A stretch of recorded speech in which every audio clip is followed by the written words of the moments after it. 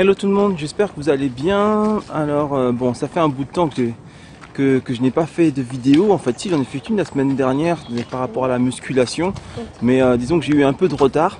Je m'en excuse d'ailleurs. En ce moment, je suis un peu chamboulé parce que je m'occupe de mon petit bébé. Et c'est moi qui ai la responsabilité des enfants durant les vacances. Donc je suis assigné à cette tâche, en tout cas durant la semaine. Et voilà, donc voilà, faut que je m'organise. D'ailleurs là, nous sommes dans un parc et je compte aller m'entraîner pendant que bébé dort, je m'entraîne.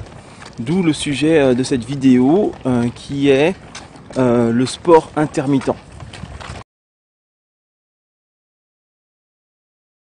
On pense souvent que enfin avant, moi je pensais souvent qu'il fallait faire des temps d'entraînement vraiment très précis avec des programmes et tout le soin. Et en fait, cette situation, le fait d'être, on va dire, père au foyer,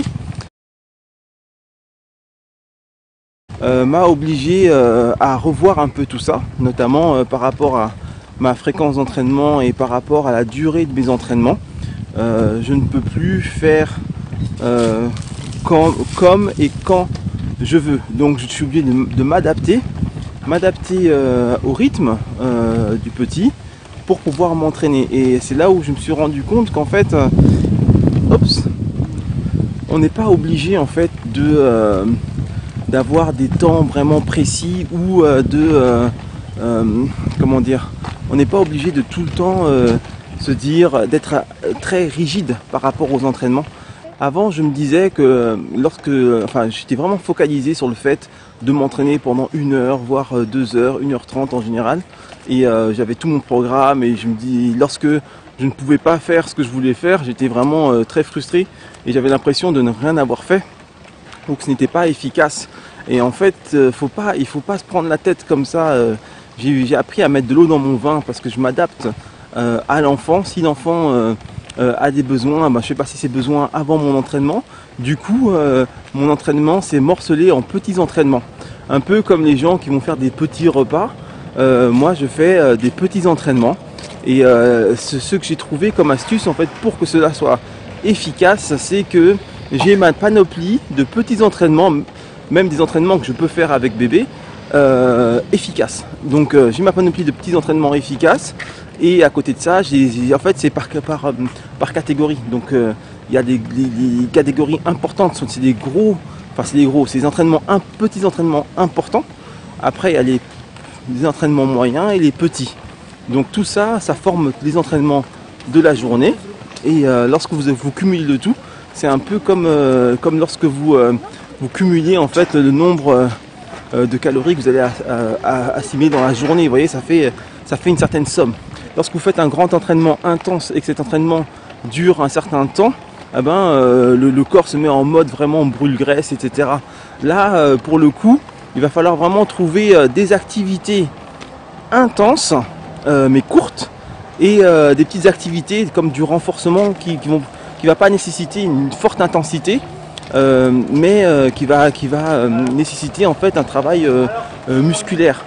Donc lorsque vous cumulez le tout, vous arrivez à trouver votre compte. Et je me suis rendu compte que j'ai même réussi à faire pratiquement mieux que ce que je pouvais faire auparavant.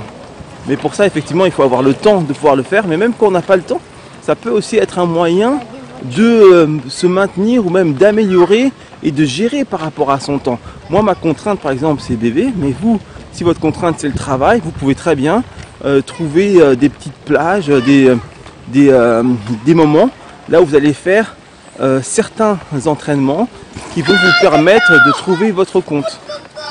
Oups, accident. Donc voilà. Donc ça peut être par exemple, je sais pas moi, faire des sprints, ça peut être monter des escaliers, ça peut être sauter à la corde, ça peut être plein de choses comme ça. Mais toujours rester focus sur le fait qu'il faille s'entraîner et que cet entraînement doit vraiment être efficace. Mais maintenant vous allez étaler cette efficacité dans le temps et en l'occurrence dans la journée. Et là vous y trouvez votre compte. D'accord? Donc il va falloir faire votre barème, vos barèmes en fait d'activité, lister les choses que vous pouvez faire par rapport à votre emploi du temps et par rapport à vos capacités et jongler avec ça. C'est un peu comme quand vous gérez vos macros, vos micros, etc., vos macronutriments, protéines, glucides, etc. Ben là, vous allez gérer vos macro-efforts, micro-efforts, etc. Et tout ça doit faire votre bol de dépenses énergétiques journalier, voire même le dépasser de façon à pouvoir optimiser et améliorer les fonctions.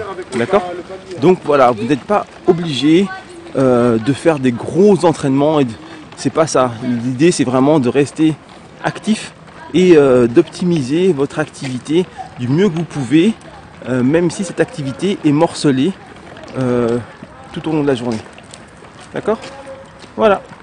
Je vous remercie d'avoir suivi cette petite vidéo. J'espère que vous suivrez mes conseils et que vous deviendrez toujours plus beau, plus fort. Je vous dis à très vite pour une autre vidéo. Ciao, ciao!